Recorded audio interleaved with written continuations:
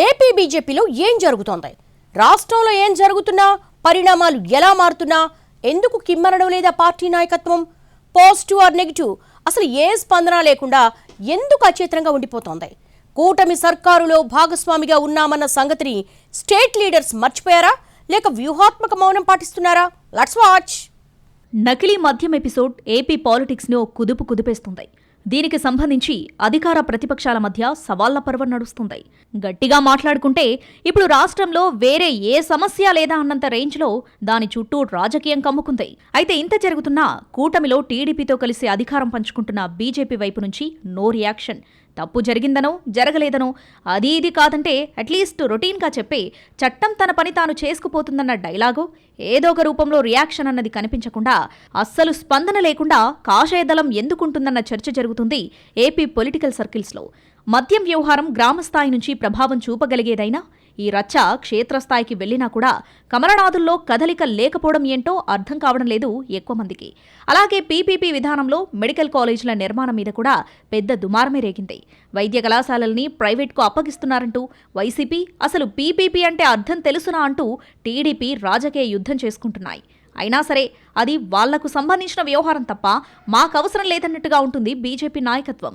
రాజకీయంగా కాకుండా కేంద్రంలో అధికారంలో ఉన్న పార్టీగా పీపీపీ విధానం అస్సలు టచ్ మీ నాట్ అన్నట్టుగా ఉండటం దేనికి సంకేతమన్న చర్చ నడుస్తోంది.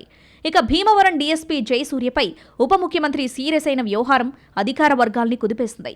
డీఎస్పీని పవన్ తప్పుపట్టడం, అదే డీఎస్పీకి assembly deputy speaker Raghurama Krishnam Raju clean chit ఇవ్వడం లాంటివి కలకలం రేపాయి.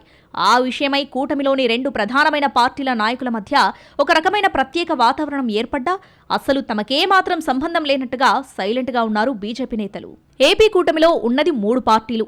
అలాంటిది ఇద్దరి మధ్య వివాదం రేగినప్పుడు కనీసం బీజేపీ వైపు నుంచి సర్దుబాటు చేసే ప్రయత్నం జరగకపోవడం ఏంటన్నది కొందరి క్వశ్చన్.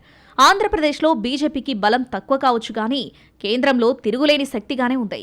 ఆ దన్నుతో ఇక్కడ జరుగుతున్న వ్యవహారాల్లో ఇన్వాల్వ్ అయినా వివాదాల పరిష్కారానికి ప్రయత్నం చేసినా కాదనే శక్తి మిగతా 2 పార్టీలకు లేదన్నది రాజకీయ వర్గాల అభిప్రాయం. అది వదిలేసి పరిష్కారం సంగతి తర్వాత కనీసం స్పందించకపోవడం చూస్తుంటే ఏదో తేడా కొడుతుందని అంటున్నారు పొలిటికల్ పరిశీలకులు. ఇదంతా చూస్తున్న వాళ్లకు అసలు ఏపీ కూటమిలో తాము భాగస్వాములమని బీజేపీ లీడర్స్ భావిస్తున్నారా లేదా అన్న అనుమానాలు కలుగుతున్నాయట. అవన్నీ వదిలేసి రాష్ట్రంలో మన బలం తక్కువ కదా, మంచమున్న వరకే కాళ్ళు ముడుచుకుందామని అనుకుంటూ తమను తాము తక్కువ చేసుకుంటున్నారా అన్నది ఇంకొందరి అనుమానం. క్షేత్రస్థాయిలో బలపడేందుకు వచ్చిన ఏ అవకాశాన్ని వినియోగించుకోకుండా కేవలం సిద్ధాంతాల్ని వల్లవేస్తూ ఏం జరిగినా పెద్దల పేర్లు చెప్పి తప్పించుకుంటూ పోతుంటే ఇక రాష్ట్రంలో బలపడే ప్రసక్తే ఉండబోదని పార్టీ క్యాడరే మాట్లాడుకుంటున్న పరిస్థితి.